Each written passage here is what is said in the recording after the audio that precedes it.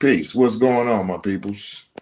It's your boy, Sincere Seven, coming to you live and direct from the Psychonaut Academy of Detroit, Florida edition. And yeah, can y'all believe it? It's cold down here too. Shoot. It's cold all over the US for real, for real. It's freezing everywhere else, but it is cold. It is at least cold down here. Like I had to turn the heat on the other day. Like, what part of Florida is that? The fuck? So I can't sit on the porch and talk this shit, but it's all good. Talk to me. I talk back, talk a little shit because I talk that. You know what I'm saying? So thank you for joining me in another Kush and Coffee. You know what I'm saying? I'm not here to teach. I'm not here to reach. I'm not here to drop no shit. I'm just here to go, man, ain't it funny how, you ever thought about, you know what I mean? A little urban philosophy. We here to have some fun. We here to kick it, just talk a little shit. You know what I'm saying? If y'all want to hop on the platform, come on down. Come down to Mexico. We're in the mid 80s most days. See, that's where I need. See, y'all.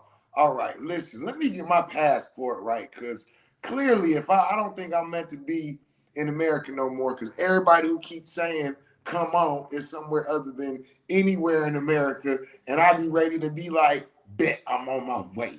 You feel me? So let me get my shit right, because it feels like that's about what I have left to do is just travel this planet and meet other people that are into the types of works that we are in and the types of lives and lifestyles and types of magic that we in and the types of diets. Man, just it's so much for us to just move upon this planet and learn and to witness, and everything like that. And we be like sleeping on the shit, um you know. So once you get your shit right, you get your money right, you get your mind right, and then you can go ahead and start traveling the planet and all of that, right? So how you get your money right, how you get your mind right, that's what we was talking about. That's what brings us here on the Kush and Coffee urban philosophy today is, these happy, you know what I'm saying, found joy and peace and the greatness of life. And I'm gonna sit Indian style when I talk to you because I do yoga after I meditate. You know what I'm saying? Is this an urban legend? You know, is this whole ideology about meditation and yoga? Let's deal with a couple specifically. Let's not go too deep, right? Let's just deal with a couple. Are these things really necessary? No, they're not. They're not. They're not necessary. You can go out here and do what you want, how you want, when you want, whenever you want, wherever you want, and you don't have to tune in to tap into anything, But do they assist you with your life in all actuality? Let me just answer that. From my point of view, yes. Okay.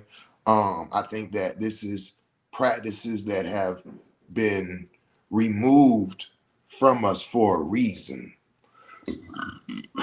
Excuse me. Um, the When you think of rituals, okay, y'all know I deal with the magic, right? So I talk about spells and rituals and invoke. Rituals is something that you do at a certain point in time, uh, ritualistically, whether it's every Monday or it's every, winter solstice. We keep tapping in with each other. Indeed, indeed. All of these different rituals that take place to keep things in mind and to keep things in power. And there's a lot of us in what we might call the conscious community or the woke community and things of this nature who speak against rituals and speak against all of these different things because of the ones that were used against us. It's not the use of rituals that we should be concerned. It's which rituals are being practiced. Okay. There's an intention that is within each intention, each ritual, There's an intention and attention that is under and on each ritual. And those two might be two totally separate things. The intention for the ritual and the attention given to the ritual can represent two separate things. That does not mean something is wrong, bad, is evil, anything. This is the way that rituals work. Mhm. So when it comes to yoga, right? And I've heard people say that there are people in the spiritual realms who tell you yoga is evil and don't practice it. And I was like, oh wow, they are tapped in more than the people who don't practice yoga just because they don't do it, because they are very aware that there is spiritual awakenings happening during yoga. I'm not sure if maybe they were like, hey, y'all, let's do yoga as a church. And they stiff asses went in there and started doing that yoga, and it started releasing them channels, and they started feeling certain ways and thinking certain thoughts and things like this that went against what they was practicing and being told. And they was like, this shit is evil. But that about makes sense. That about makes sense, because when I tell you that when you do that yoga, and you so yoga, uh said this is about to be good when you smoke it. Shout out to you, Bridget. I love you too, baby. Okay, yeah, we just getting started too. Um, Yoga, right? And the spiritual inclination in it, right? Let me tell you. You get, first of all, the positions that you do in yoga, a lot of them are challenging, right? But once you get into them, and then the yoga instructor is telling you, breathe into the position, and they tell you where to breathe into your body, and it starts to unlock and open and release these channels to where we talking about your mama didn't give you enough hugs, and that shit just said boop, and all of that feeling and emotion hit your motherfucking body. Oh, you was scared when you was little, or you tired of fucking being strong, or all of these different things. These are where we will take our traumas and our dramas in our life, and we will do what's called bury them. Well, when you're burying them, what you're actually doing is you're blocking internal chi pathways. Okay. So these pathways that your energy used to just flow freely, now you are block. It's kind of like blocking your arteries, and then you'll have block your arteries with so much cholesterol till you have a heart attack because the fucking blood can't get through, so the air can't, oxygen can't get through, and so it just stop your. Okay, this is the same thing in a spiritual manner. Okay, this is the same thing in a spiritual manner. You've been through so much trauma and drama, and you just keep blocking it, and you just keep burying this shit, and you just keep clogging the fuck out of your chi until your motherfucking channels start stopping and they start blocking up, and you start having different emotional and physical ailments coming to you, and you don't know where they coming from. Yoga, when I give my lecture about the medicines and the different kingdoms, the mineral kingdom, the plant kingdom, the fungi kingdom, the kingdom of man, and the kingdom of animal, yoga is a medicine from the kingdom of man, just to be clear, right? So when you get to doing yoga and you doing these different uh poses, and when you hold in these poses, you're sending breath to your body in these different positions.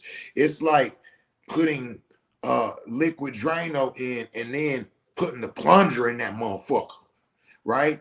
And now it's and by the third time they tell you, come on, breathe out, take it out. All right, go back into the position. And you get to that motherfucker. And when you breathe in, boop, and all that shit just start flowing, and your ass start like the instructor is really kind of like just gonna keep going until somebody start crying. Like somebody in here needs some cleansing. Let's get it going, right? It's like yoga ain't over until somebody farts or somebody cries. Ask people who do yoga. You know what I'm saying? Like, it's like, okay, when you start seeing that, that's a good, like, it's like, you know, you a good workout coach when your client throws up. If you ain't never had no client throw up, you all right as a trainer. You all right. You all right, little personal trainer. You get a little, you know what I'm saying? But if you ain't had nobody throw up before, you ain't that deal. You ain't that deal. But I'm not gonna be like, oh yeah, you know, 50% of my clients throw up at some point in time. Up, you're hired. Like, these are the releases that you looking for. So, you know what I'm saying? When you get to doing yoga, so now imagine you don't just do yoga because, oh, somebody's like, oh, let's do yoga. It's a nice spring, summertime event, and you do yoga for 3 weeks. Imagine you do yoga. Like, you do yoga. Like, what you mean? Like, yeah, I got up this morning, I meditated, I did some yoga, I did my personal hygiene, I did my oil pulling. You know what I mean? Like, these is rituals. Y'all, like, people who be clowning this shit, it's because y'all ain't got no rituals. These is rituals. This is protection. This is, you know what I'm saying, longevity. This is entombment. You know what I'm saying? Enlightenment. Like, when you, okay, I ain't even got on to meditate yet. Nah, we still in yoga. We still in yoga. So now you do yoga. This ain't no 1 month thing. This ain't no, like, you do yoga, right? You go through it. This is all year round. Like, you're getting up in the, you know what you're doing is you're keeping these energy channels clear. Clear. Like, there's no, ain't nothing blocked up. You know what I'm saying? Because I'm going through this. And and then you start to get an understanding of which channels are being overly utilized, because it's like I ain't gonna be blocked up because I'm going through this cleansing, but I'm steady witnessing where there's a lot of pressure coming in at. This is where you get attention to certain things and people in your life, and you going, oh, you know what, why should I be flushing out this much guilt every time I do yoga? Why does this always hit me during this pose, during this breath? Like, what the, where's the shame? Why? Like, okay, if I flushed that shit last week, why am I feeling ashamed again this week? Come on, man. Hold on, stop it. Now I got to start looking around and being like, who's going on? Who's in my life? Is these people fountains or are they drains? Because when you start going through these certain, you know what I'm saying, blockages, right?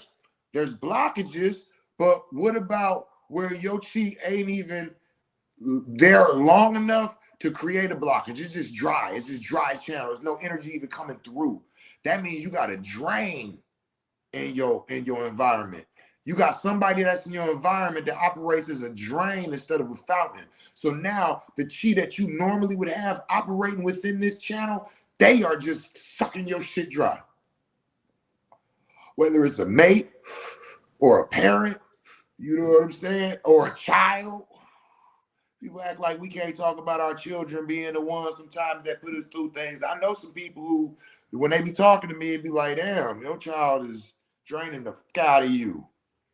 It's not like you need to get rid of the child. You just need to change your boundaries and how you deal with people and how you deal with things. Surround yourself around those that spark you. That's right, Kimberly. You know what I'm saying? Surround yourself with fountains, not drains, right? So when you doing yoga and now you're finding yourself tired during certain positions, drained, it ain't like, oh, this is a lot of energy and that needed to be unclogged. It's like, I don't even have energy to hold this motherfucking position.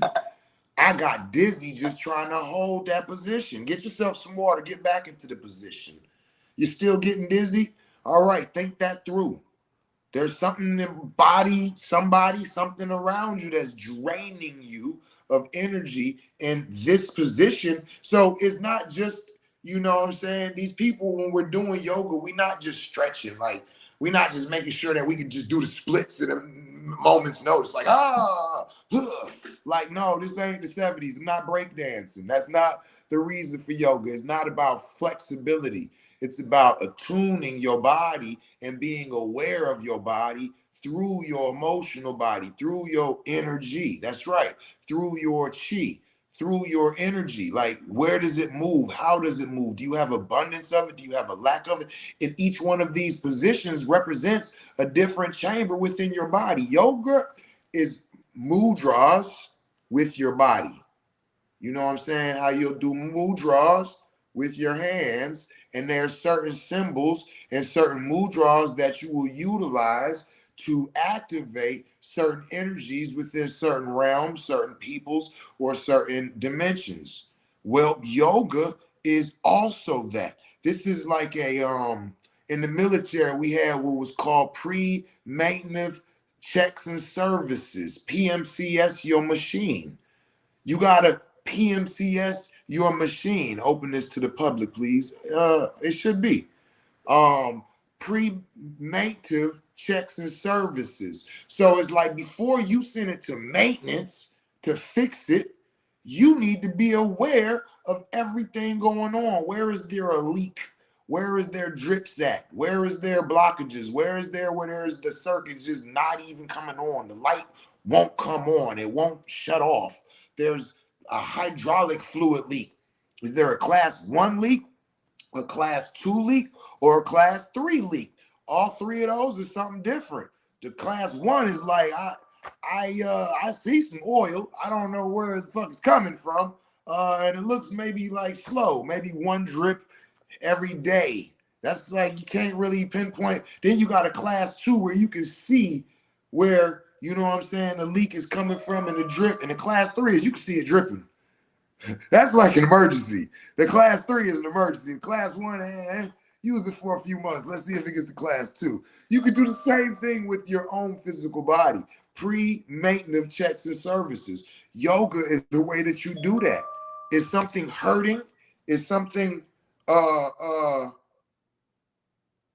is something hurting? Is something vibrating? Are you just tired? Are you not feeling it?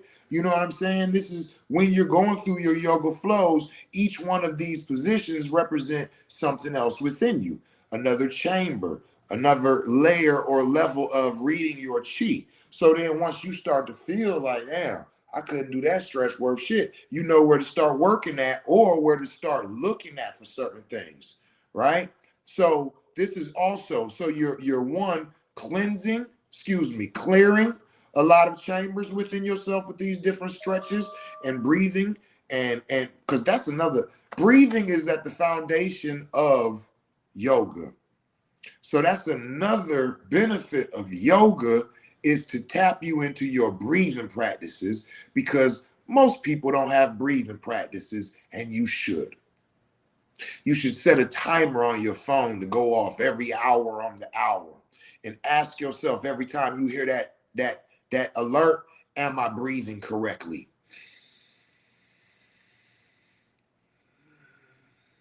There's a book called The Science of Breath. Oh, it's a great little jewel. It's about this big. Great book. I'd advise you to get it. There's people who teach breath work. You can tap into the realms and different feelings and alter your temperature, your heart rate, your digestive system, all of these different things through different breathing exercises.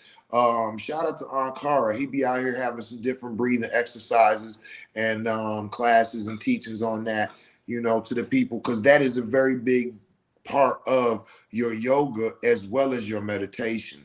And so that's another thing, is those two things together, they tap you into the science of your breathing, just period. And that makes you just better overall. Like, practicing breathing, proper breathing, increases everything within you probably by 30%, just overall. A lot of people, if they just started breathing correctly, they would probably eliminate 25 to 30% of issues that they have mentally, consciously, sleep well, energy wise, going out, doing things. Yeah, train yourself to breathe correctly. You will be amazed at what it changes. Okay. And then, like I said, going into the yoga, because those stretches and pulling those muscles and all of that, it needs that oxygen to be able to just kind of work with you. Don't overdo it on the yoga. Don't force yourself. Don't, it's not a challenge. The only person you are in competition with is with yourself, and that is to see yourself and the greatest parts of yourself. But the yoga is just, It's not something, it's not like working out like, oh, I gotta do it, stretch a little further. You fuck around and snatch your hamstring in half and shit. Don't, it's not about that. It's about the actual breathing into these chambers while you're in these stretches.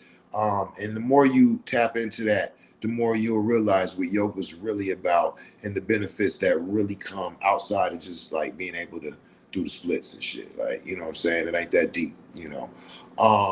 Now when it comes to meditation, oh boy, there are so many things that are benefited by going into practicing as a meditation artist, or you know, however you might see it, being a person that actually meditates consistently.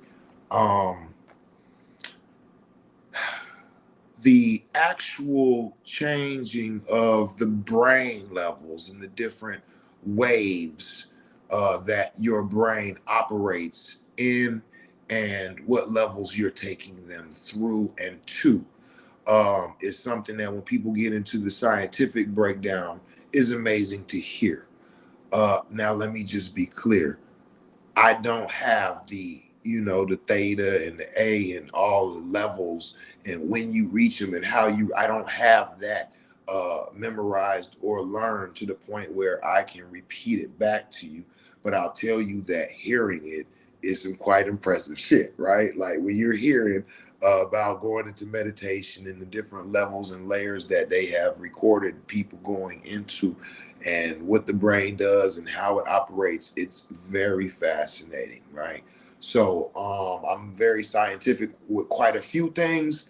As far as the meditation, I can't give you that same breakdown as eloquently as some others can. I'm not there yet, but it's quite fascinating, and you can look that up, you know. But from the practitioner's point and the spiritual point, um, the practice of meditating, first of all, is something that quite a few of us men need. I'm be clear. When it comes to meditation and yoga, like I can sit at a table with 10 women and have a conversation usually about meditation and yoga, because like 2 out of 3 of them is doing one of them things, right? But when it comes to men, this is not something that we find a lot of men frequent in. Um, Leave that at that, right? So when it comes to men, this is not a practice that you find a lot. You don't find a lot of men in the yoga, um, you know, doing yoga, practicing yoga, teaching yoga.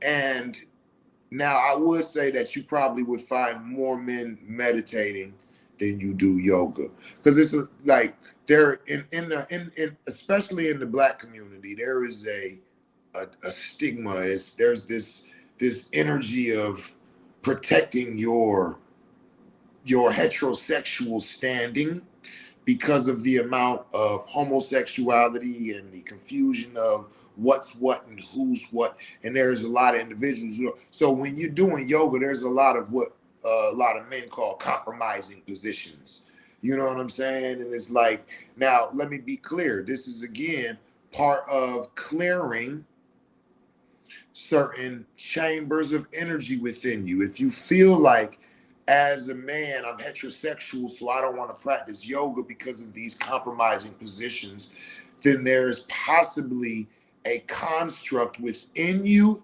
within your sexuality, and how you're seeing about your sexuality, that is causing some traumas or dramas within you. Okay. I remember myself going through, um let me just share what one of, okay, here we go. I'm like, talk about yourself, right? So when me and my partner at the time, me and her were going through yoga practitioner training. And so we both, you know what I'm saying, took the classes to become certified yoga instructors and things of this nature, right? And so we were having a yoga event at the pad at the Psychonaut Academy in Detroit, I believe, right? And so We were doing yoga, and which position was it? It was kind of like where you arch your back down real heavy and toot your ass up real, and then you go cat cow, right? And then it got to a point where she was like, all right, now rotate, you know what I'm saying, your ass in a circle, right? So I'm trying to be a good sport. I'm going along with the shit. And I'm looking at somebody like laugh because it's like it's funny, right? It's funny, right? Um, Yoga positions are part of martial arts in India. That's right. That's right. That's right. That's right. Drop that shit, Carlos. You know what I'm saying? So, but the release of the energy, right? Because this is something that I, as a man, don't find myself doing. So this was a chamber that we would say was clogged, how I was just talking about, right? And so when we were doing it, boom, that shit released like the feel within me. Like it felt like, oh my goodness, I've been needing that shit, right? And I started to cry.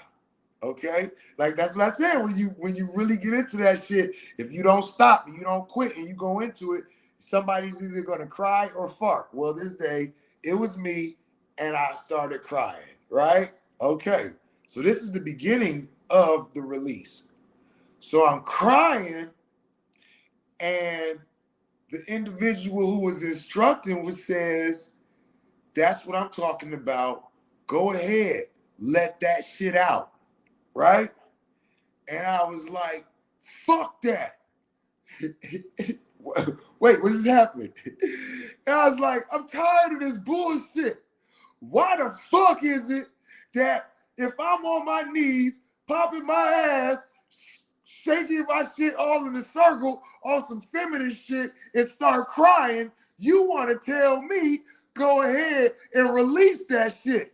But when I'm yelling about not seeing my motherfucking children in 6 months, motherfuckers talk about I need to calm the fuck down. Why the fuck is it all right for a black man to be on his knees crying during yoga, but it's not all right for me to cry? And I just went fucking hell for about 5 minutes straight. And I let all that shit out.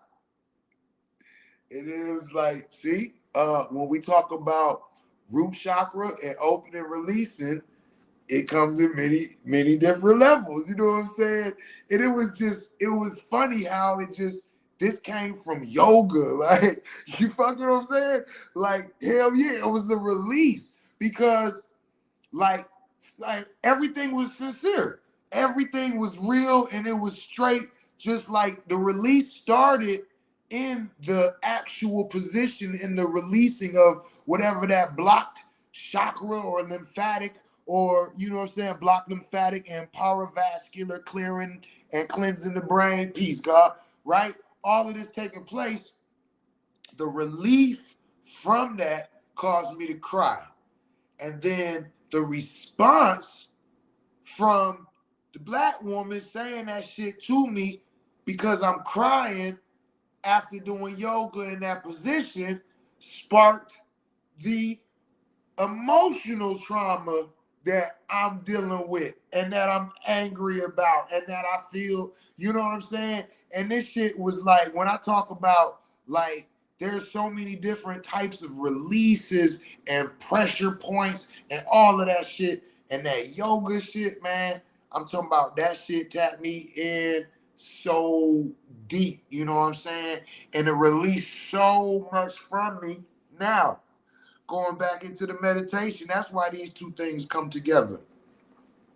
Because a lot of people, when I talk to them and I say, yo, you meditate? And they be like, yeah. And I be like, yo, you transcend it? And they be like, nah. Or, what you mean? And they be like, that means no. Anybody who's meditated and they transcended, that when they hear that, it's like, yep, hell yeah. Oh, I know exactly what the fuck that means. Like, Yeah, right. And if not, then you just know you've not transcended, right? So when I talk to people, they be like, "No, I ain't did that," or "What you mean?" Like what? I say, So like, you know what I'm saying? Like, are you aware of the ability to transcend? Like, because that's the next question. Like, are you even aware that you can reach altered states of consciousness through meditation, right? And so when those people are saying no, that they don't, the number one thing that they're dealing with is they say, I can't stop thinking. I can't stop thinking. My thoughts, I be thinking too much, or I be thinking about this. So how do you turn your thoughts off? You know what I'm saying? And I get it, right? And one of the answers to that is yoga. That's why those two things be going together a lot. And like Carlos said, even into the martial arts, because this is where you're clearing your mind at, right? This excuse me, this is where you're utilizing the clear mind at. The yoga and the other different practices help you to clear your thoughts, to clear your mind, to clear your body of these different things. You get that shit out in your martial art practice. You get that shit out in your you know what I'm saying, weapons practice. You get that shit out in your training. You get that shit out in your workout. You get that shit out in yoga. Now everything is out and you can go and meditate properly. You've already released all of that shit. You've let it go. You've dealt with it. You've did your prayers. You've did your practices. You know what I'm saying? You've prepared your mind and your body for meditation. So these are a lot of the things that you're using to go into meditation. Why? What is it that you're thinking about? That means you need to get back in that ring. That means you need to get back on them weights. That means you need to get back on the track. That means you need to get back on the bike. That means you need to get back. What you mean? Like you supposed to get all that shit out while you was doing that shit. Everything you was thinking about, all that shit you going through, all that shit you, right? So by the time you get into the point where it's like, all right, now yoga is where you let all that shit go. So you worked yourself up, you stressed yourself, you fought yourself or somebody else or the bag or whatever. You did your training, you did your jump rope, you know what I'm saying? Your push-ups, your sit-ups, you know what I mean? Whoop, whoop, whoop, speed bag, baby, baby, baby, baby. You did your training, you did your katas, you did all of that shit, right? You exercise all of this shit because this is where you getting all that shit out. The more of the shit you got all in here, the more you getting all into this. Then you do the yoga to say, okay, now that I've dealt with that shit, let me let that shit go. None of that shit belonged to me. I was borrowing that shit. It was training mechanisms. You know what I'm saying? It was challenges so I could get to the next level, so I could see myself at my greatest, so I could see myself as the best, so I could see myself as righteous. So now I can practice that because you can't achieve what you can't see, right? Boom. So you let all that shit go into yoga. Then, boom, you go into your meditations. Some people meditate before their yoga.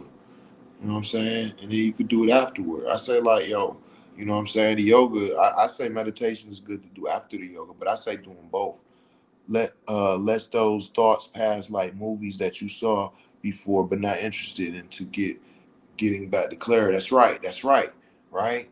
So by the time you go into your meditation, like you it's easier to like a lot of people meditate, but they not doing other practices.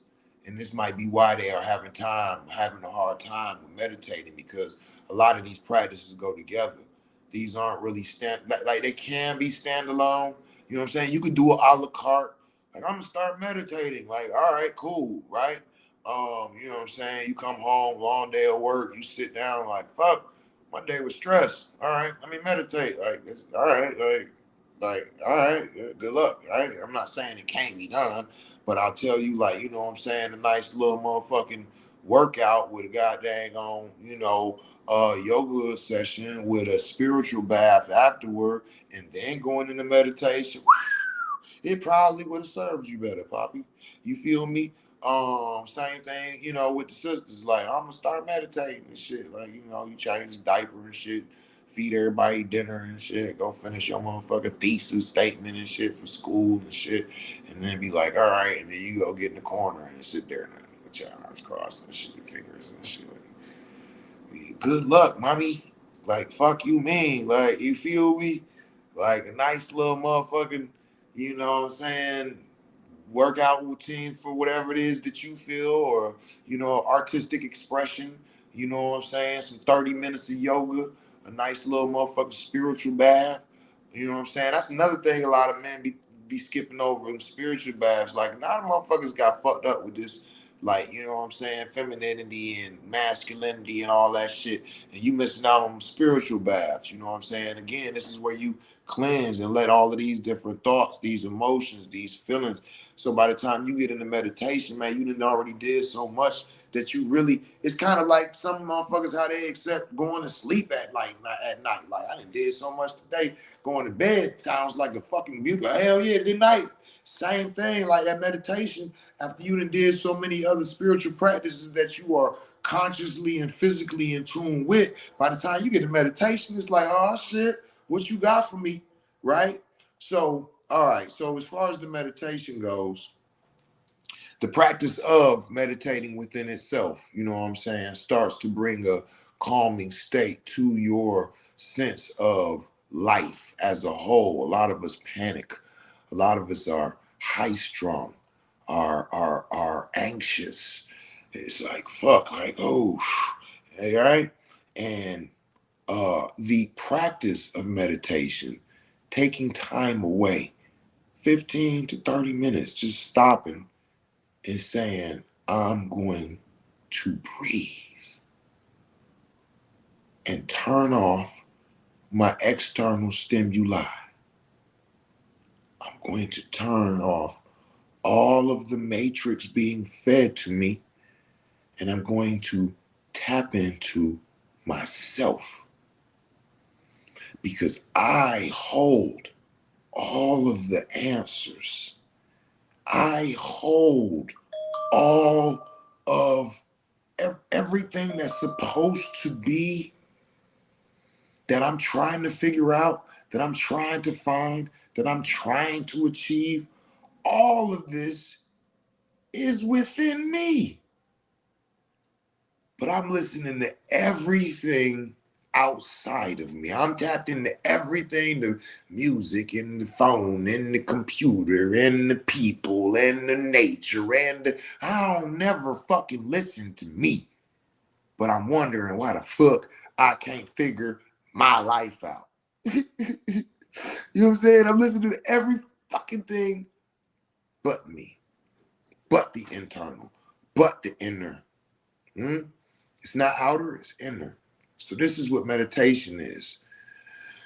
You breathing and you leaving behind. Now there is a meditative technique that I teach.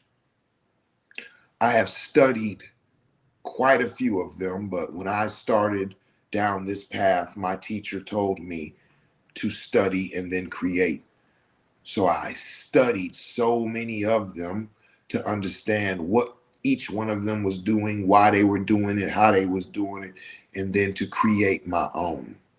And so this was like 20 years ago, 20. Shout out to Mama Faith. She just made her return to the essence a couple years ago. One of our great ones, Mama Faith.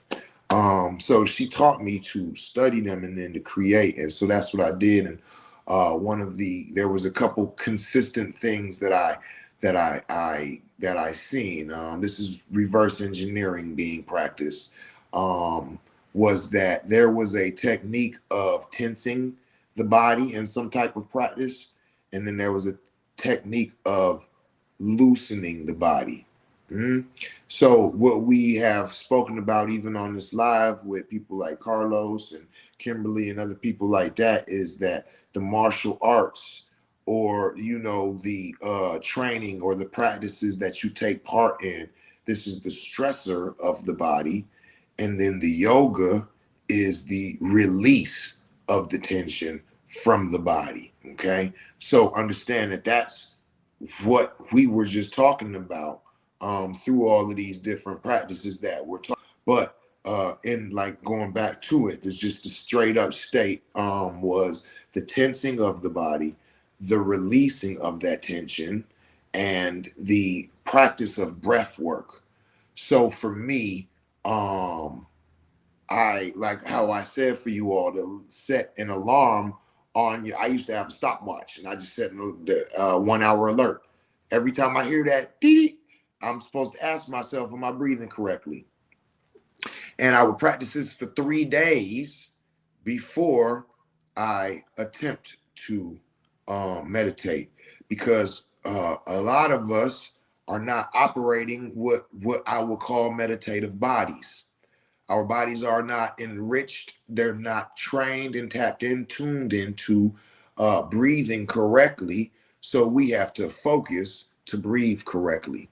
So what I do is I train the body for those few days going into, because it's kind of like, be it that I'm tapping in and asking my consciousness every hour on the hour if you're breathing correctly. By the third day, my body is starting to ask me that on its own. Are you breathing correctly? You don't breathe through your mouth, you breathe through your nose. So it makes note of every time I breathe through my mouth, I'm conscious of it. Like, yo, that's some foolish shit. Like, a wise man no more breathes through his mouth than he does eats through his nose. So I'm consciously making sure that I'm breathing in through my nose. I'm consciously making sure that I'm breathing in deep breaths and out, that I'm raising different parts of my body. It's expanding different parts are contracted. I know what to look for and be in tune, right? So by the time the third day gets there, I am fully in tune with breathing correctly. Then I go into the practices. Now, the yoga is a way of life. The martial arts is a way of life. If you don't have these practices, then you do an instant stress and release technique, which is where you will lay there comfortably and then you will tense your feet. First, you tense your toes, just your toes, as tense as you can, and you breathe in as deep, and then you breathe out. And then you release your toes and you breathe in deep and you breathe out. And then you go to your feet. Now you tense up your feet. Breathe in deep, breathe out. Now your feet and your ankles. Breathe in deep, breathe out. Now your feet, ankles, and your calves. Breathe in deep, tense your calves up, release. Now you work your way up your whole body. You get to your chest and your arms, and then you tension your whole body, including your motherfucking head, and your motherfucking top of your head is wrinkling up, right? Right? And then you release it. And now you go and start at the toes and you stretch them as much as you can. Just open them up, make them feel like they're trying to touch the ceiling, right? And then you go through, do the same thing with the releasing, right? Now you're stretching everything. You're trying to open it up as much as possible. Before you was tensing it, you was closing it, you was restricting it.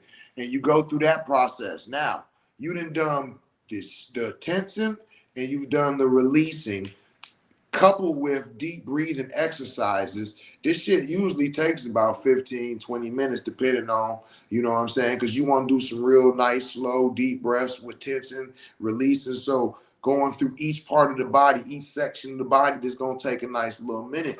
But once you're finished, now your body has been totally entertained and it doesn't mind taking a fucking break, and your consciousness is the same. So now after you've done the tensing and the releasement, now you go into relaxing your body, and now you're just focused on your breathing. At this point, when people say that they have a hard time not thinking, if you are one of those people who just can't turn off your thought, then turn your thought into follow the light, right? If you one of them people that do your tensing and then your releasing exercise, and then light a candle and sit there and stare at that candle for approximately 3 minutes. Stare at that candle for approximately 3 minutes, and then Blow it out, close your eyes, lay down, and look at that flame while you breathing and start to send it away. And as the flame is moving away, you say, follow the light. Follow the light. Now you don't say it out your mouth. You like with your thoughts, because remember you're saying you can't stop thinking. If you got to think about something, think about following the light.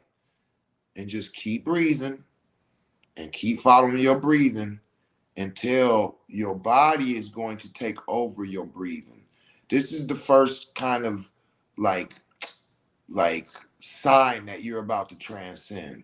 Because people that tell you about the different shit that they start feeling and they start waking up and looking around. Don't do that. Don't fight shit. Don't open your eyes. Don't look around. Don't worry about it. It's whatever you're feeling, it's supposed to be happening. That's all you need to know. You're good. You're safe. You're not finna die. Your soul ain't finna do no crazy. Like, just keep following the light and allow your body to take over your breathing. Now, if you do this enough, because you won't be aware of this if most of the time, but let me tell you what you will start to recognize if you do these practices, or if you just pay attention while it's happening, is once your breathing takes over, it will alter your breathing, because there'll start to be a slower breath taking place. It'll almost seem like you're not breathing. That's how slow. Because like when I'm meditating, I'm getting down to maybe 4 breaths a minute. And then I try to stretch it to like 3 breaths a minute. So once you get down to that level and you're following the light, usually this is around where your um your body and consciousness starts to take over, right? Returning to the homeostasis, perhaps. Um, so your body will start to straighten. Like it'll be like your head was a little tilted. You'll feel like these little twitches where it's kind of like lining you up type of shit, like little minute chat, and like don't don't help, don't do anything. You just keep breathing and following the light, but you'll just start feeling these little corrections. It's almost like your sensei is standing next to you, just kind of kicks your leg over a little bit, tilts your head, lifting. Like it's kind of, I don't know what that's about, kind of like just getting you ready for takeoff, I guess, you know. And then your breathing will become real shallow. Like you'll start taking less breaths per minute. Now at this point, you won't be paying attention to none of this shit. You should be getting ready for takeoff about this point. But and you'll feel your digestive system start to shut down. Like, oh, we don't need that shit. Like, you might feel a little rumbling in your stomach. You know what I'm saying? Just shit starts to alter and starts moving out of the way. Like, okay, we need that motherfucker, right? And then your heart rate, you know what I'm saying? Like you might start feeling it like slow down, like in your body, like,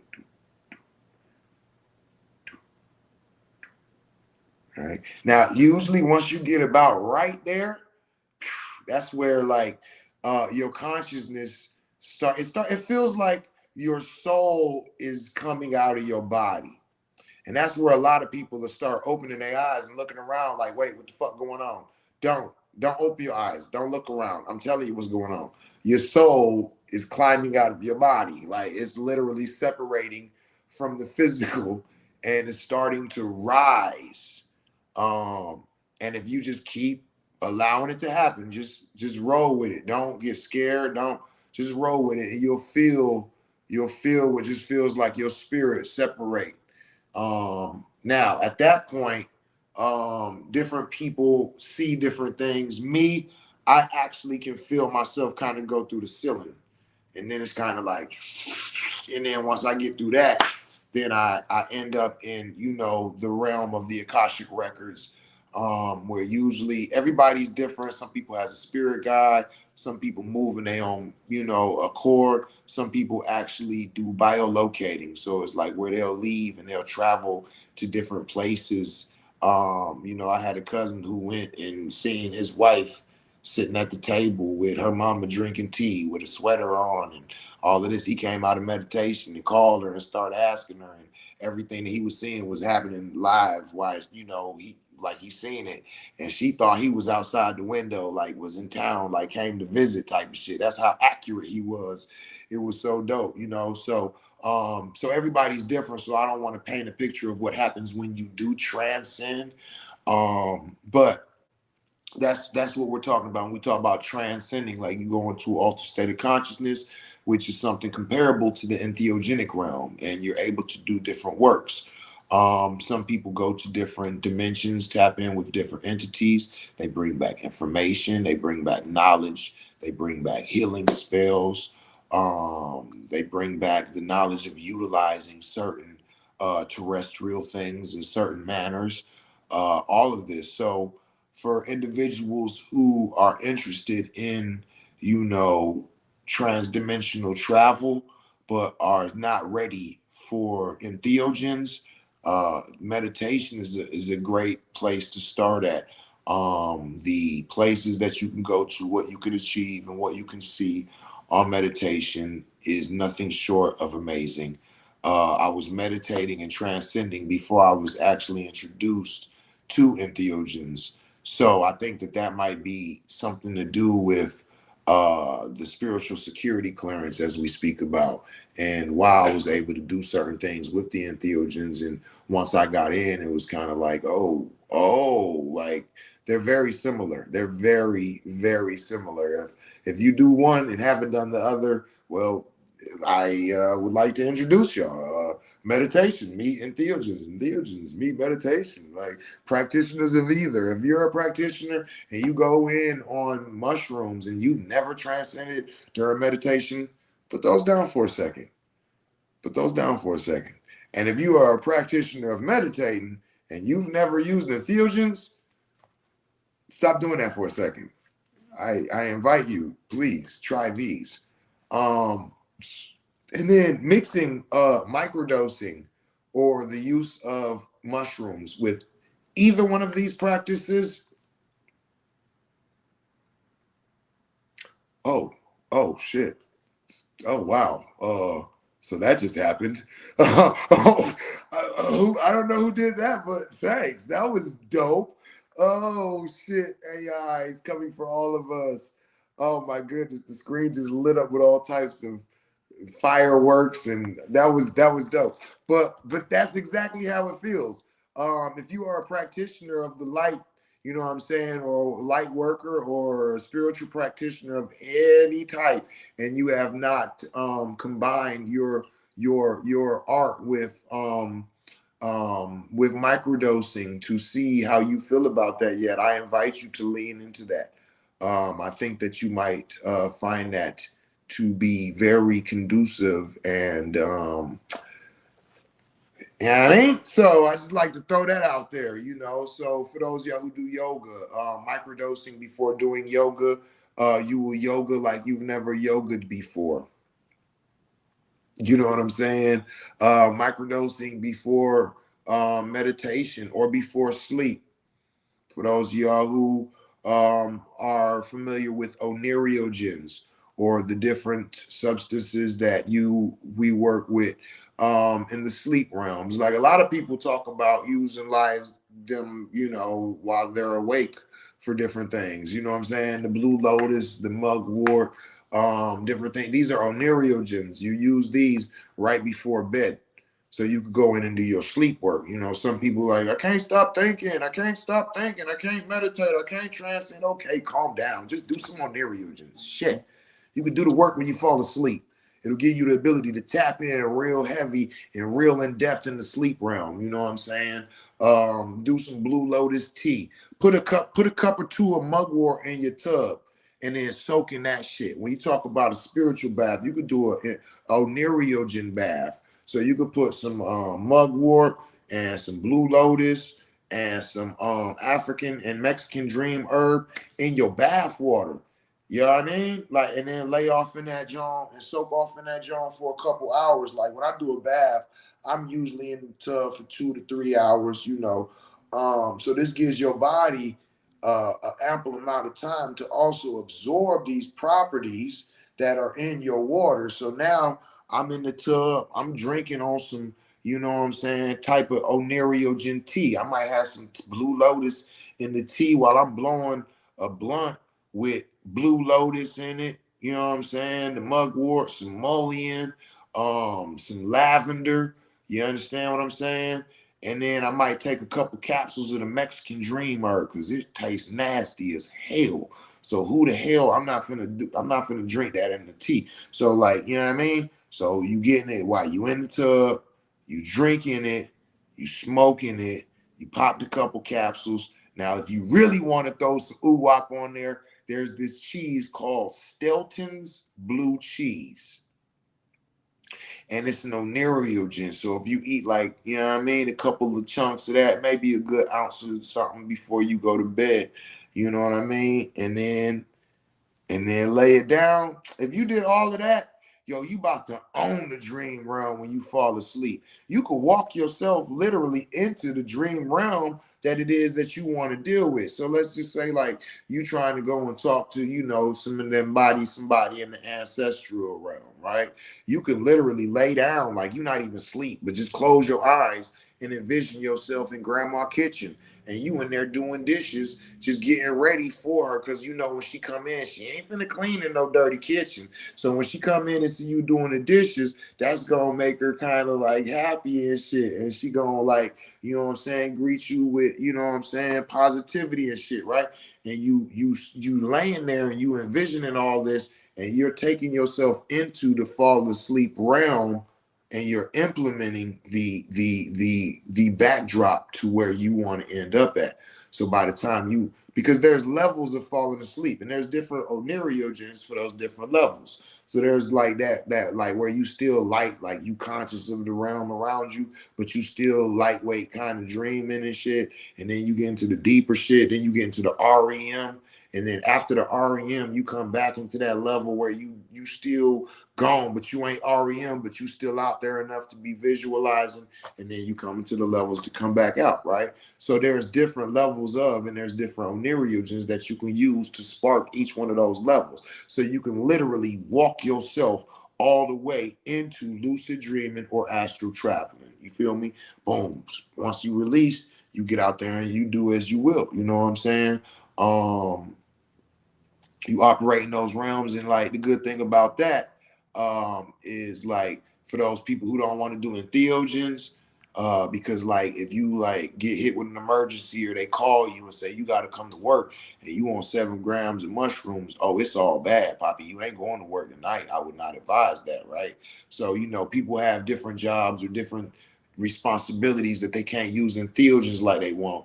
Well, this is where onerogens come in at, because if you get a call and you wake up, that's it. You just wake up. It ain't no, oh, I'm fucked up or, you know, I'm tired or I can't focus. No, you can go do whatever you got to do. They don't affect you. They don't affect your consciousness or your ability to operate. They just give you the ability to operate in the sleep realms, right? So this is a magical herb that a lot of us as magicians, these are different magical herbs that we utilize to do the sleep realm work, right? So you know that's again different than meditation and entheogens, you know, but sleep realm. So those are called onerogens. So if you're interested in that, there's a great book called Drugs of the Dreaming. I would advise you to go ahead and order that and just learn and just get your own practices and, you know, learn how to get into those realms and to start practicing in those realms and going in and, you know, more or less, listen. So a little bit of magic. You can create your consciousness, your reality right now in your mind. The issue is that uh, for it to be what we call effective, it has to play out within the dimensions of what we call time and space, right? So, like, you could be a millionaire right now in your mind, But to manifest that in reality, it has to be expressed through time and space. So through a certain amount of time, whether it was, oh, you won, here's $1 million, or oh, you opened up this business, it was successful, and after 3 years or 10 years or however long, whatever you sell or whatever, boom, you make $1 million. Like, it's because like you created that reality and decided it was reality, and then manifested it through the time and the space continuum. So I'm trying to tell y'all that that continuum is like a heavily, it's more of a limitation than it is a blessing for us, right? We're like, yeah, I manifested it in real life. Yay. Like, oh shit. Right.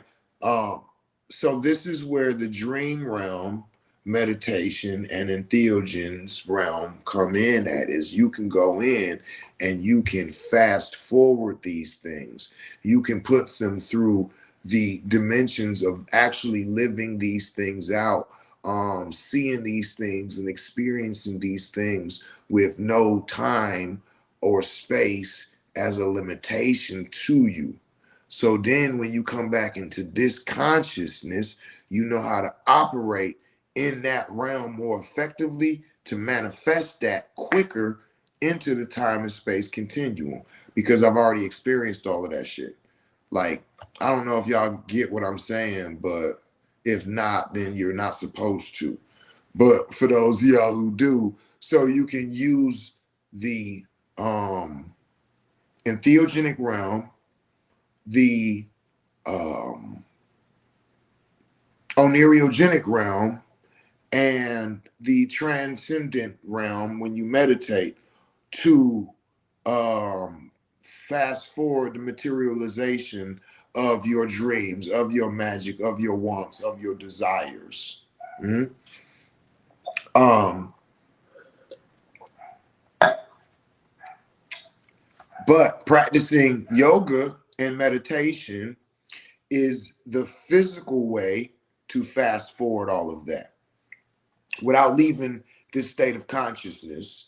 If you want to manifest your desires, your dreams, your ambitions, all of these things into the what we call material realm or the physical realm faster, then you want to start taking part in yoga and meditation, period, point blank. I challenge somebody to tell me modes of operations that will produce that effect faster than those two things. I would like, outside of magic and all of the other shit I just spoke about, what else is going to fast forward people materializing the deepest desires that they have to live out in this realm? And a lot of people are missing out on it. Like, understand what I'm saying. These two practices can materialize our deepest desires, wants faster than anything outside of entheogenic use and oneirogens and all that, but in the physical realm than anything else. And I challenge somebody again to give me something that will work faster than these things. You know what I'm saying? Understand, like, this is a power. Zani, peace, my baby. I love you. This is a power. These see, that's the thing, is that's why I started off with talking about rituals. Yoga, meditation, martial arts, these are rituals that are performed by powerful people on this planet. This shit is magic. These are magic practitioners doing yoga, and what yoga does is a form of magic. Meditating and transcending into different dimensions. I mean, this is magic. I'm one of those happy, healthy motherfuckers, so I had to tap in. You feel me? So Zani, being a happy, healthy motherfucker, do you practice meditation? Do you practice yoga? You know what I'm saying? Does it really open up these chambers and allow you to release? You know what I'm saying? I know it does, because we both have cried together. We both have had different emotional and emotional and mental openings and breakings and releases and all of these things, because a lot of times there's some of us who has to vent these things. Like we got to say shit. Some of us cry, some of us laugh, I've even had some women talk about orgasmic releases, and I'm like, shit, I would hate to have that happen. Can you imagine me doing the dog pose and then just be like, oh shit, and just busting all over my. That would be embarrassing for me. Women is lucky. They be bragging about, girl, I had an orgasm right there. Like, less of the women to be there. I know that's right, girl. If I fuck around and bust a nut during some yoga, they're calling the police on me. This nasty bastard, he in here. Stop me when I start lying. Hey, but I ain't looking for it. I would not want to experience that in front of people, let alone, hold on, would I want to experience that by myself? I don't know. That might not be a bad thing. Like you fucking hit the right poses, like, oh, shit. Oh, I'm gonna have to clean that up. Yoga's over. Yeah. But no, I'm dead ass though. Like, there has been reported releases of all types going on in the midst of yoga. So I'm cracking jokes, but I'm also very serious. You know what I'm saying? But again, just opening up and releasing and allowing, because most of us who are suffering from traumas and dramas, that's what it's from. That's what it's from. Shit being clogged up, shit being, buried, shit being hidden, shit being tucked away, shit being, people have these different issues and then they start to grow things around them to protect those things. And I mean, like, yo, um it's disappointing. No, man, it's sad. Yeah, I was trying to think of a different word other than that, but that's all it really is it's sad. Because it comes from the children within us and shame. Our generations were raised on shame so much. And so we hide so much things that didn't even have nothing to do with us. We didn't even do it. We took it. We had it. We experienced it. Yes, I agree. I love being a massage therapist because that's when I get my meditation in. That's where magic happens, when I am deep meditation. So much stuff happens to the point where I merge with my client so I can find the exact points I need to apply pressure. The areas that need my magic is hard to articulate. It's like a psychic experience. Hey, yo, I'm glad you jumped in with that right there, Zani. Real shit, because that is another practice. So if you do the yoga and then get a massage, and then what? Yo, meditating while getting a massage. Check that out. You know what I'm saying? Get you a nice 90-minute jump, 60 to 90-minute jump, like straight up. You know what I mean? You might mess around and fall asleep though, so you might just find more enjoyment in that and then meditate after that. But yo, that's Johnny, she's right. That meditation is another practice. I mean that massage therapy is another practice. Cause again, like Carlos was pointing out, moving them lymphatic fluids through your body. You know what I'm saying? It's real important. How many times do we get touched? You know what I'm saying? How many times do you have somebody touch you?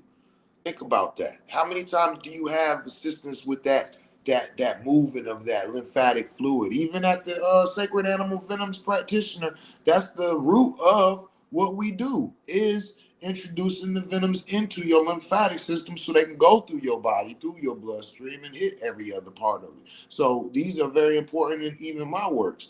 Literally refer all my clients to do yoga before and after. Ooh, do yoga before and after your massage, she says. That's a jewel right there. Thank you for dropping that. Said there's power in touch, so much power. One of the first holistic practices. I am so passionate. Yes.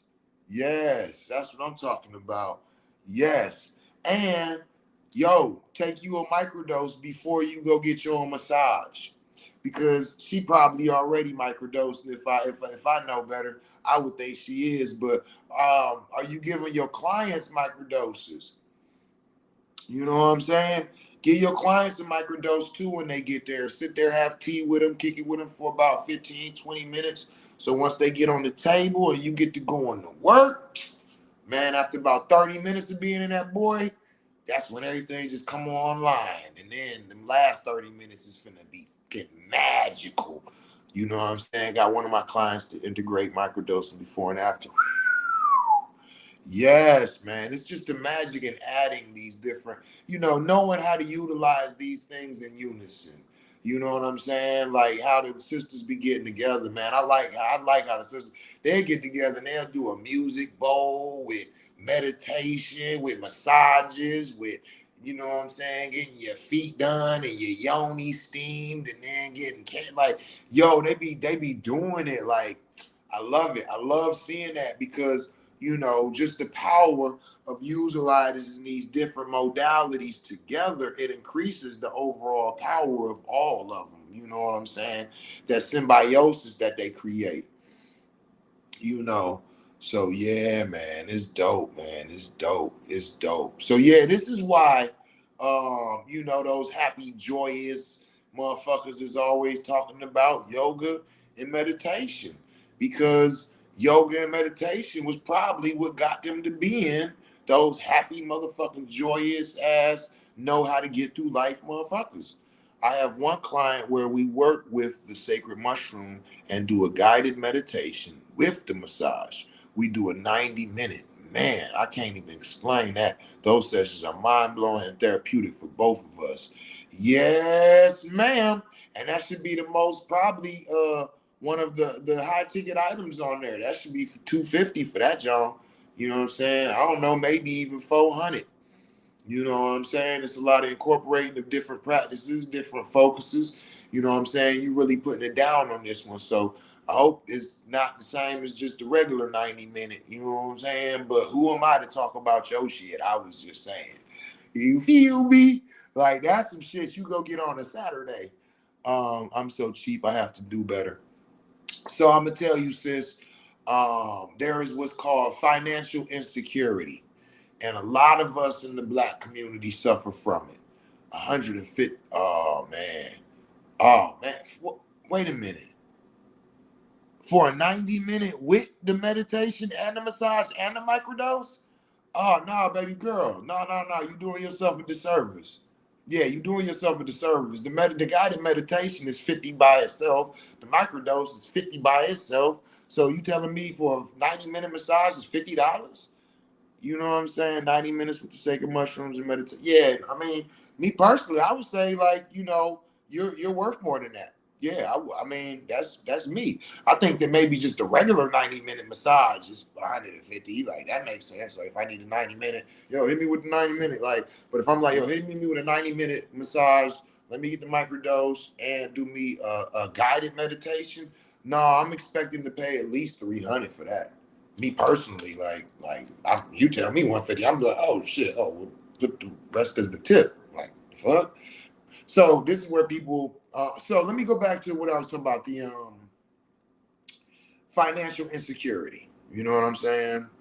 A lot of us suffer from it, especially in the black community, where we are not really aware of our value and our worth. And not only sometimes are we not aware of it, some of us are aware of it, but we're scared to ask for it. Thank you so much for saying I'm worth more and let me go change my price. Yeah. You definitely worth more. You definitely worth more. Like, and not even like on some like first of all, let me just say at this point in what we're doing, anybody doing that is worth that more than that price. Not even just you. Anybody. If I'm being offered a 90-minute massage off rip, I'm thinking that that's going to be $150 because I'm under, I don't know, maybe it's because what I'm used to. Like I get 60 minutes, they be at least 100, right? So I'm doing a 60-minute massage for at least 100. If I'm doing 90 minutes, okay, I'm throwing another 50, right? All right, 150, right? So that's just that. Now to do the offering of, you know what I'm saying, the sacred fungi, that's like putting me on some VIP level shit. Especially if you live in a place where this isn't even something that I should be having, so to speak. That automatically is VIP shit right there.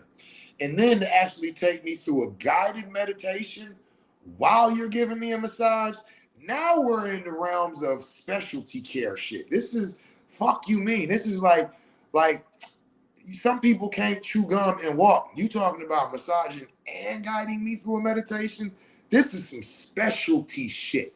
This is like you're not finna get this just anywhere. So to put all of those together, nah, we're looking at 4,500. You could give me 150 for the 90-minute massage. That's how I'm looking at that. That should be your base price for just 90-minute massage, like, right? So looking at that, right? And now, all right, so let's take it a step further. Now going into financial insecurity. We as a people, we as a culture, business and finance is something that most of us were not properly educated in, taught in, or raised in. So asking for money, it makes motherfuckers uncomfortable. So to ask you for a nice amount of money, even though I'm offering a service that's way more valuable than what I'm offering, even though I still feel some type of way about. So with that being said, we have a tendency to always set our prices lower on some almost like, well, you know, I'm only gonna charge this much. Like as if like the lower, like, oh, okay, cool. Thanks. I'll take that.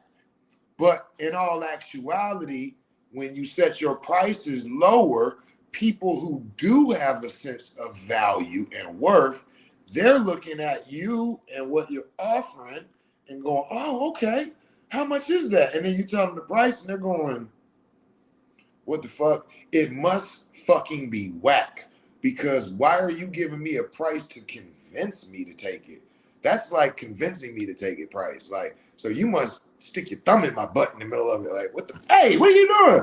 My bad. I got a bad habit of doing that. That's why people don't, like, no, you don't, like, you don't have to convince me. I charge a low, like, no, you're saying like, well, actually my services are valued at this amount. But since I like you, since you're good people, I'll give it to you for this amount. You know what I'm saying? It should be $750, but I'll give it to you for $500. Right? You're getting this, you're getting this, you're getting this, you're getting the tea, you're getting the conversation with me. Because again, I am a specialty item individual. My shit is different. So if you want to talk about that, we could do that too. All of this is part of the package of dealing with the individuals such as yourself. And you don't have to worry about the people saying, what? I'm not going to pay no $375 for, okay, that's fine. No problem. No problem. I don't know why you mad. You didn't have to tell me that. The price is here for the individuals who are going to pay that, who see the value in one, who you are, what you're offering, what you're doing, and what they're getting from it. You know what I'm saying? And the better you are at, because like if your guided meditations take people into transcending, oh man, you can really set your own price at that moment. Once you get 4 or 5 people that's telling people like, no, I didn't know what transcending was. I didn't know you could go into all the station consciousness. And then she led me into, you know, the only person that's ever done that for me is Tatiana, previously known as Ife. You know what I'm saying? The mother of my youngest two daughters. She, when I did my Reiki, she was my Reiki teacher. So, you know, during that, there's a meditation that they take you into to activate or to do something. And she walked me into it. Like she was talking to me. I'm, got my eyes closed, this and that. She talking this, and next thing I know, I'm in another dimension doing, and I'm going, oh shit. And what I seen, I'm not even gonna share it in public right now. But it was it was one of the dopest um experiences to date in all of my entheogens and shaman and all of this different stuff I do. And she walked me into that through a guided meditation. And that was the amazing part for me because I've never had anybody walk me into transcending. Because from my thought process, I didn't even think a person would, because I'd be thinking, well, I'm sitting here listening to what you're saying, so how am I going to transcend? Like I'm paying attention to you. I'm thinking about what you're saying. I was definitely wrong. She walked my ass right into that shit, and I walked right through this little circle, and it was out here in this little forest and shit. And once I got there, I was like, what the like I was conscious of the fact that I was out there, but even looking around and doing all this didn't bring me out of it. You know what I'm saying? So that was a very, very interesting meditation. So I find people who can walk me into transcending meditations to be very valuable. So that's the other thing. If you're actually, it's one thing to relax during getting a massage and meditating, but if you actually have the ability to walk them into transcending while you're actually massaging them and leading them through guided meditation, there's once that happens, there's not no time you should be doing that for less than 500, because that's what I'm let me know I'm dropping it. You know what I'm saying? Let me know when you go up on your prices, because the next time I get to book you, I'm going to. But I want to make sure, you know what I'm saying? Because I used to have that people tell me, oh, you need to go up on your prices. Like, matter of fact, you gonna tell me you ain't never even spent the amount that I got. You know what I'm saying? So I had like Oi son. You know what I'm saying? He was talking shit, man, go up on your prices, man. You're not seeing yourself, you're not seeing your value, you're not. And I was like, for a long time, I battled him, I argued with him. Like, you're just not about the village like I am. Like, shut your ass up. You got financial insecurity and you trying to say anything that sounds good to not admit that. And so once I really learned about financial insecurity and what it was and how it operated, and I realized it, and I went up on my prices, and then he actually fucking, like, it was funny because he wasn't just talking shit. He wasn't fucking with me when I was at those lower prices. But when I rose my prices up, that's when he let me do his shit. It was like, all right, hey, I'll get you to, you know what I'm saying? We'll break bread with me. I break bread with you. So, you know what I'm saying? Shout out to Oye for that. He was a real dude for that. You know what I'm saying? So, those people who have put me through different things and shown me different things, and I've experienced different things, I like to, you know what I'm saying, offer those same things. So while I'm telling you that, Sonny, no, go up on your shit. And when you start seeing the value of yourself and you start understanding that, and it starts setting you apart. Because let's be clear, if everybody's doing it for this low price and you doing it for a high price, well, why? What's she doing? Now it's intriguing. Like, wait a minute, I want to, what the fuck she's doing? That's 275 for a massage. You want to see 275? I'll show you, motherfucker. And I do. You know what I'm saying? Exactly. I'm usually around people who don't see or know value. I was once one of those people. I've stepped into my value, but not fully. My client is always tipping me so greatly, and my sessions has led to not just transcendence, but clarity, awareness, and serious awakening. Oh yeah, then it's time you giving the whole package, baby. This is what people searching for without somebody touching them. You offered it and touching them. You know how hard it is for some people to transcend. If you could just listen, you could do guided meditations without the massage. You could do massages without the guided meditation. But when you're putting them both together and giving them a microdose, come on, talk to me. Who doing this, baby? Who doing it? What you mean? Why you ain't getting 500 per 375? Because it's on sale. Because I'm feeling good. You know what I'm saying? Yeah, put your prices up. Yep, I invite you to. I'm gonna tell you, I had the same type of battle with myself. Like, I'm for the village, I'm for the people. I need to have these prices so that they can afford, and the people this and this and that. And people was like, I'm straight. Uh, I went up on my prices. All of a sudden, people started valuing me more, and I had started having people across the country start to call me and say, "Hey, can I have you come in to get like yo?" And I had somebody when I was teaching the class, when I was teaching the Sacred Animal Venoms Practitioner Training class, right? I had a young lady. Most of my students um have been women, and most of them have been white, right? So not a whole lot of people in our community are taking part in the value of what's being offered, right? And so I was having conversations with somebody who was a student at the time. She's now a colleague, and she already was a Cambo practitioner. Okay, so she came in to learn about that snake venom and bufo and stuff like this. So we was having a question. I mean, we was having a conversation, and we started talking about pricing. And she's like, "Well, how much do you charge for Cambo?" And I told her, and she was like, "What? Oh, that's why them people didn't call you." I said, "What?" She said, "You remember I asked you that I told you that I had sent some people to check you out and to talk to you about your services." And then she said, "And I asked you if they reached out. And you said no."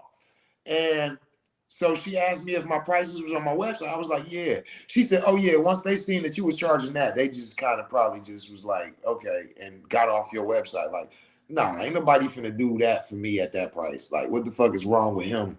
Like on some like, I was like, wait, what?" And she was like, "Your prices are so low, it makes people like uncomfortable. Like, we're not really sure why your prices are so low. So you know, like," and she told me what she charges, and I was like, "What for one?" She's like, "Yeah, yeah, for one for one session." And I'm going, "Okay, understood, understood." And she told me that. Like, and I'm gonna tell you, every time I went up on my prices, I started getting more clients. I had started getting more people booking me, more people wanting me to come from out of town because they want to see the value they want to see the value that they're giving. And if they really ain't giving a whole lot for it, then they can't expect too much of nothing. We're changing people's lives. Think about that. You're changing somebody's ability to go to work tomorrow and stand up straight or not. You're changing somebody's ability to release all of this tension and pressure that they've been putting on their bodies over whatever it is that they do for them last couple weeks. You know what I'm saying? The different things that we do, they do alter people's lives. And they want to know that they're getting the greatest value of that because these things are most important to them. Do you want clients whose massages are most important to them or that are like, I'll get one if I can get it for like $50. I don't really give a fuck about a massage, but that'll feel good. Yeah, rub on me. Or a motherfucker who like, not like, that's why them BBL massage therapists, what? They making $1,000 per customer. Why? Because when you get a BBL or any type of surgery and stuff like that, you have to get massages. You have to get massages. And if you don't, and that lymphatic fluid start backing up and all of this, like your shit's not like it's a nasty thing to talk about. I don't want to get into it. But the point is, off rip, if they paying 5,000, 10,000, 15,000 for surgery, they paying 2,000 for massages after it's over. Hands down, ain't no question about it. Postpartum massages, massages for women who pregnant. You know what I'm saying? There's so many people who need massages as compared to, oh, wouldn't it be romantic to go and get some massages? Like, right? So when you think of it like that, the value of you and what you do, especially with you, you are giving the mind and the body reset. You're dealing with the mind and the body at the same time. Think about that. You are massaging their body, giving them that lymphatic release, giving them that physical release, giving them that emotional release, somebody touching your body, the endorphins, all of that. And you taking them through a guided meditation to, like you said, release, relax, bring that sense of clarity. Like, this is a supreme tune-up. This is some weekend shit. Yeah, this is some valuable shit. Wow, doing all this healing and transforming and don't recognize my own value. Got work to do. LOL. Thanks, sincerely. Yo, you know it, man. Talk to me. I talk back. Talk a little shit, because I talk that. That was the shit you want to talk. I talk that. You feel me? Yo, I love you. I love y'all, man. I'm here for y'all, man. This is what I do every day, all day, man. For real. This is what I do, man. Just try to bring us back to a sense of harmony, whether it be mentally, emotionally, physically, spiritually, financially, sexually. Like, yo, we got to get it, y'all. We all we got. You know what I'm saying? And I specialize in harm reduction specialist services. So that's what I'm here for, to reduce the harm that's within you, or sometimes that's outside of you. But I tend to have retired at the external and start focused on the internal. It's a little easier to deal with the legalities of that. Figure deal me. Talk to me, y'all. I talk back. Talk a little shit, because I talk that.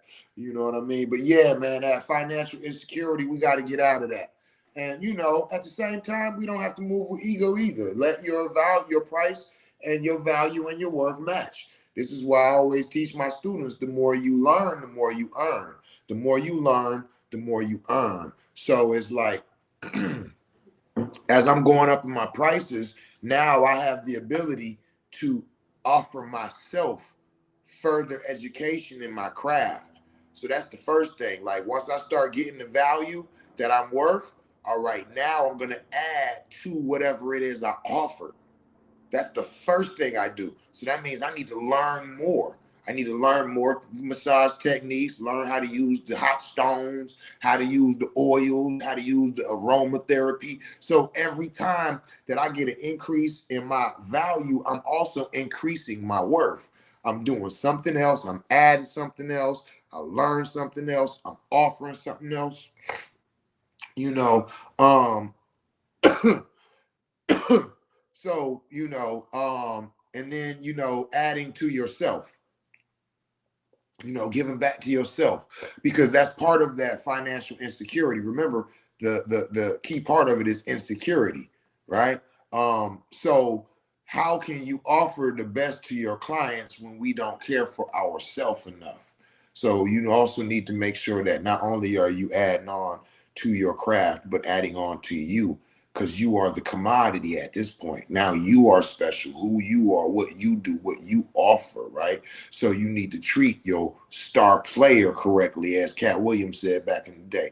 You are your star player. You know what I'm saying? So now that you're seeing the value and you're requesting the endorsements because of the value, think of yourself like a star on the football team or baseball or just a boxer. Think of yourself the way Floyd Mayweather thinks of himself. There you go. So with that being said, I'm the greatest. I'm the best. I'm the best out at what I do. But he don't just say that. He shows it. I'm the best at what I do. I know my shit. I exercise my shit. I operate within that shit fluidly. I'm doped in a motherfucker. I give the people what they want. I give them what they need. I give them things that they didn't need that they could just take and be like, damn, he gave us more than we expected. All of that shit. Why? Because you have the ability to do that, because you are being compensated to the best of your ability. Where people come and what they are given and offered and all of this is I would feedback from you when I do your massage. Oh, for sure. I'm one of them real, like, gonna tell you the truth. You know what I'm saying? So hell yeah, because I be needing massages. That's something like how I'm talking about treat your star player right. This is something that I'm supposed to be doing at least once a month. And I probably do it once a year, maybe twice. I ain't had a massage in so long, and I deserve one, and I need one, and I want one, and I would operate better after I had one. And this is what we talk about. This is what I mean when I'm saying keep these things in mind. You know what I'm saying? Treat yourself right, right? Because you're doing the work. Like, you're doing those massages. Like, that's some shit. You know what I'm saying? That's some work to be doing, to take all of this tension and pressure. And then you got to, of course, make sure you're doing your protective rights right. You know what I'm saying? Because you coming into contact with a lot of people. And I don't mean protection like on some germs and shit. I mean, like spiritually, like, you know what I'm saying? Because a lot of people during massages, when they allow themselves to release a lot of different things, you know what I'm saying? But I'm pretty sure you probably already up on that. That's probably one of the first things you had to deal with was, you know, taking these people energy and transmuting it and sending this into other ways or out of yourself, you know. But yeah, man. Yeah, man. Dope conversation though. Dope conversation. Because like I said, that massage therapy that comes definitely behind or with, let me not say behind, it makes it sound like, you know, one is more valuable, but with the meditation and the yoga, because it'll make both of those things easier. You know what I'm saying? Massages make yoga easier, and they also make meditation easier. So that's funny how she just kind of chimed right in with that and just like perfect like introduction to bringing that in, you know. So yeah, man, this has been a dope conversation, man. Any questions, comments, concerns? Talk to me. I talk back. Talk a little shit because I talk that. You know, this the Kush and Koffee, y'all. You know, urban philosophy where we just kind of kick it. You know, talk about a few things in our environment that, you know, we might need to talk about. You might need to share this video with somebody. You might need to tag somebody. Like, yo, we was just talking about this shit. So you know what I'm saying? You might need the formula on how to meditate. You know, we dropped a few things in here. You know, my meditation this morning was that yoga, man, it was revealing. My yoga this morning was revealing, like, yo, bro, you got a lot of shit you need to work on. You gotta do better. Like, you know what I mean? That's what I took from that. You know what I mean? Oh man, this has been great though, man. I appreciate y'all for tapping in. This has been a dope conversation. Again, anything, anybody, any questions, comments, concerns about anything we talked about, or anything that we might not have talked about, you know. Anything anybody else want me to cover before I hop up off of here. Like I said, this is the Kush and Koffee, urban philosophy. We just kicking it. We talked about yoga and meditation, and then we had the massage therapist come in and drop a jewel. We talked about microdosing, you know what I'm saying? We touched on a few different things. Got a couple jewels dropped, you know what I'm saying? Is there anything anybody want to talk about? Anything want to address? Any questions, comments, concerns? What's popping, my people? It's the Kush and Koffee. You know what I'm saying? Okay, for sure. It don't look like we got too much coming across. Man, this has been a dope. This was a dope one though, y'all. This was, what is this? Let me see. Oh, this is an hour and 37 minutes.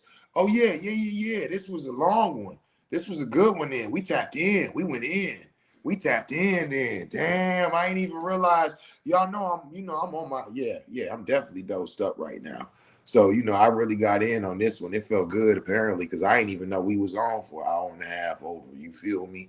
But that's about right though. I guess probably like 30 minutes on yoga, 30 minutes on meditation, 30 minutes on massages. Yeah, we kicked it for a minute on all subjects of those. You know what I'm saying? A little bit about microdosing, the mushrooms and shit. Hey, but listen, man, the entheogens like help you with your stretching. It's like, because it removes the limitation. It's like that's what the mushrooms do. Like, let me just put it another way. Like, as humans, we've been put into a limiting existence. Like, that's everything that we're doing, experiencing, seeing, tasting, feeling, everything is limited. And the mushroom is the unlimiter. So when you take a little bit of a mushroom, like a microdose, it takes off a little bit of the limit that we have on our consciousness. And then you take a macrodose and it takes off a little bit more of and the more mushroom you take, the more that it takes away the limitations that we are in, that we witness, and that we go through, and that you are able to tap into the unlimited. So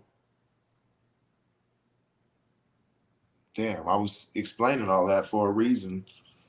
Um, I forgot though that quick. It had something to do with mushrooms or something. Damn, that's funny as hell.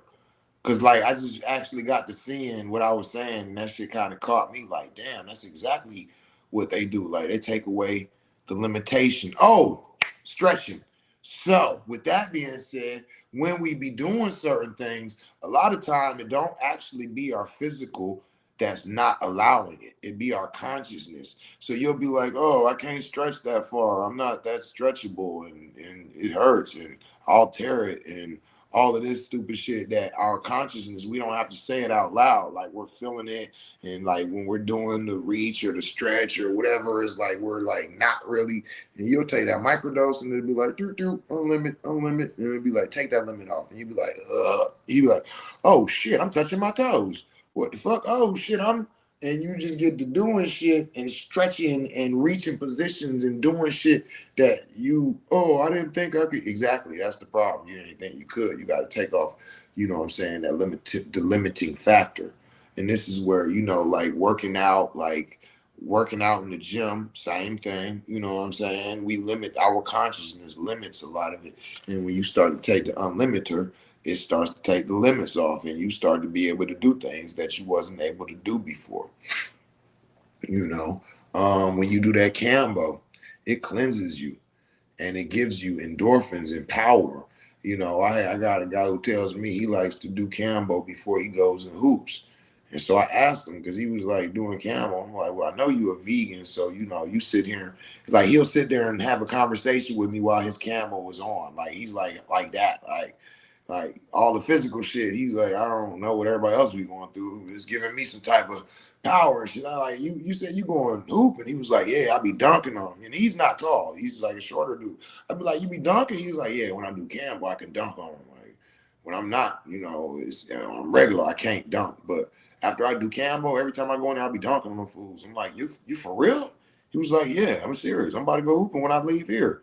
I'm like, yo, like the reports that I've gotten back from people with Cambo and what they've done and what they've achieved and what they do afterward and all of that. Yo, this shit is nothing short of amazing. You understand what I'm talking about? So all of this shit is just magical, man. And just knowing how to use it, knowing how to use it for what you do, for how you operate, for what you offer to this world. It's all customized because it's all about you, baby. It's all about you, baby. This your world. You feel me? This your world. You feel me? We just playing a part in it. And I'm honored to be a part of your story. You understand me? Yo, I love y'all, and I love that y'all love me back, man. Share this video, man. Yeah, this is a dope one. I can see that. Yeah, share this video. I don't say that shit all the time because a lot of times be like, man, it's just for us. But I think when it comes to the yoga and the meditation and all of that, you know what I'm saying? A lot of this shit needs to be realized. Like a lot of us brothers need to take a lot more time in the meditating and the yoga for real, for real. Like, I hate to say it, but like if we actually accept that shit as a culture, I think it would actually change the way that, you know what I'm saying, we operate as a people. We just do so much of shit that is against our nature and takes us outside of knowing who we really are, what we really think, and how we really operate. We'll do that shit. We'll carry guns. We'll drink foreign substances. We'll smoke foreign substances. We'll wear bullshit names of people who families used to enslave us. It's so much shit that we will do, that we will take part in, and cultures that we will, accept. But when it comes to actually tapping into the higher parts of ourself and exercising within our greatest capacities, that shit is whack, apparently. I'm so confused at that. Like the shit that really will make you dope, we don't accept. We not doing that shit, But the shit that'll slow us up, will fuck us up, that'll disturb us, that'll distract us, that'll cause us to be other than ourselves, we rush to do those things. We accept them with open arms. But to tap into myself and to release energy and release emotions and to listen to my spirit and to my soul about how I should move forward, oh man, why would I do that? Ain't that some crazy shit, y'all? I don't know. Maybe it's just me. It's the type of shit I be asking during the Kush and Koffee, during the urban philosophy. Is it just me? Is that weird that that it looks like that's what the most of my brothers are saying? Like, oh, all right. Because I'm telling you, I can get a group of motherfuckers together to go down on the bottle of Hennessy. I'm more of a Glenn Levitz, type of dude myself, but they'll definitely join me for that. I have no trouble getting together some fellas to blow a blunt, you know what I'm saying? I ain't got no trouble, you know what I'm saying, getting the fellas together, you know what I'm saying, to bring the pistols, because I got some beef going. Like, they pulling up, no doubt about it. But hey, y'all, let's get together Saturday morning and do some yoga and shit. Like, yo, son, what the fuck did this nigga just say to me? Hey, y'all, let's get together, you know what I'm saying, and just sit and meditate, you know what I mean? Do some meditative practice for an hour. Let's have so-and-so guide us through a meditation. Yo, I'm joking, but I'm not. You know what I'm saying? I'm on some funny shit, but I'm serious, you know? We got to do better. We got to start tapping in. This is where our greatness is at. This is where the things that we say we want and need the most, this is where they're at. Why we don't go get them? Hmm? Tell somebody you love them in the language they can understand it in. Peace.